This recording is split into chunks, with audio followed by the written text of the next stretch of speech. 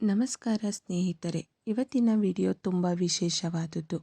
ಪ್ರತಿದಿನ ನಾನು ನಿಮ್ಮ ಕಮೆಂಟ್ಗಳನ್ನು ಓದುತ್ತಾ ಇರ್ತೀನಿ. ತುಂಬ ಕಷ್ಟದಲ್ಲಿದ್ದೀವಿ, ದಾರಿ ಕಾಣ್ತಾ ಇಲ್ಲ, ನೆಮ್ಮದಿ ಇಲ್ಲ ಅಂತ ಎಷ್ಟೋ ಜನ ಹೆಣ್ಣು ಮಕ್ಕಳು ಬೇಸರ ವ್ಯಕ್ತಪಡಿಸ್ತೀರಾ. ಆ ಕಮೆಂಟ್ಗಳನ್ನು ನೋಡಿದಾಗ ನನಗೆ ನನ್ನ ಹಳೆಯ ದಿನಗಳು ನೆನಪಾಗುತ್ತವೆ. ನಾನು ಕೂಡ ಜೀವನದಲ್ಲಿ ಬೆಂಕಿಯಲ್ಲಿ ಬೆಂದು ಬಂದವಳು. ಅತೀವವಾದ ಕಷ್ಟಗಳನ್ನು ಅನುಭವಿಸಿ ರಾಯರ ಪಾದ ಹಿಡಿದ ಮೇಲೆ ಇಂದು ನಿಮ್ಮ ಮುಂದೆ ಧೈರ್ಯವಾಗಿ ನಿಂತಿದ್ದೇನೆ. ನನ್ನ ಹಾಗೆ ಬೇರೆ ಯಾರೂ ಕಷ್ಟಪಡಬಾರದು, ಎಲ್ಲರ ಮನೆಯಲ್ಲಿ ಬೆಳಕು ಇರಬೇಕು ಅನ್ನೋ ಒಂದೇ ಉದ್ದೇಶದಿಂದ ನಾನು ಈ ವಿಡಿಯೋ ಮಾಡ್ತಾ ಇದ್ದೀನಿ. ರಾಯರಿದ್ದಾರೆ, ಯಾವುದಕ್ಕೂ ಹೆದರಬೇಡಿ. ರಾಯರ ಸೇವೆ ಮತ್ತು ಸಂಕಲ್ಪ ನೋಡಿ. ನಮಗೆ ಕಷ್ಟ ಬಂದಾಗ ನಾವು ದೇವರನ್ನು ಹಿಡಿಯೋದು ಸಹಜ.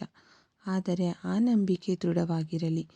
ನಿಮ್ಮ ಯಾವುದಾದರೂ ಒಂದು ದೊಡ್ಡ ಕಷ್ಟ ಅಥವಾ ಮನದ ಆಸೆಯನ್ನು ಈಡೇರಬೇಕು ಅಂದರೆ ಈ 2 ವಾರದ ಸೇವೆಯನ್ನು ಶ್ರದ್ಧೆಯಿಂದ ಮಾಡಿ. ಸಿಹಿ ನೈವೇದ್ಯ.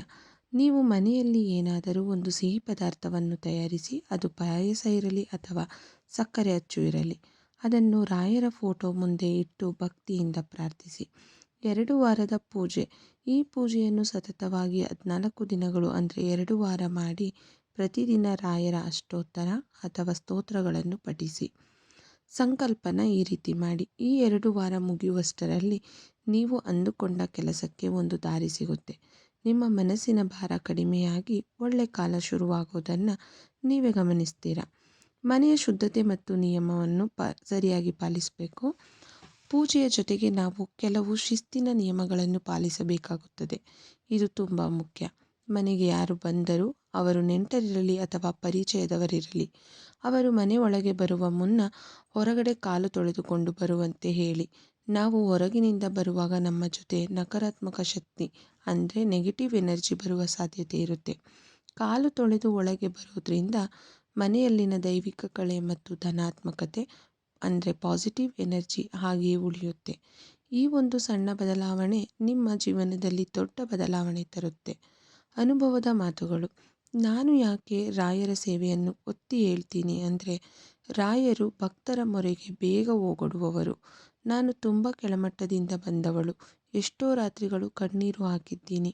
ಆ ಕಷ್ಟದ ಕಾಲದಲ್ಲಿ ನನಗೆ ದಾರಿಯಾಗಿತ್ತು ಇದೇ ಗುರುಗಳ ಸೇವೆ. ಹಾಗಾಗಿ ನೀವು ಎಷ್ಟೇ ದೊಡ್ಡ ಸಂಕಷ್ಟದಲ್ಲಿದ್ದರೂ ಮರುಗಬೇಡಿ. ರಾಯರ ಮೇಲೆ ಭಾರ ಹಾಕಿ ಕೆಲಸ ಮಾಡಿ, ಫಲ ಸಿಕ್ಕೇ ಸಿಗುತ್ತೆ.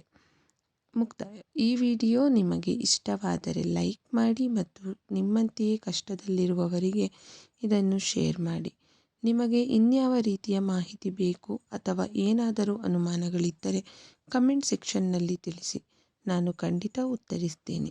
ಮುಂದಿನ ವಿಡಿಯೋದಲ್ಲಿ ಮತ್ತೆ ಭೇಟಿಯಾಗೋಣ. ಅಲ್ಲಿಯವರೆಗೂ ಧೈರ್ಯವಾಗಿರಿ, ರಾಯರ ಸ್ಮರಣೆ ಮಾಡಿ. ಧನ್ಯವಾದಗಳು.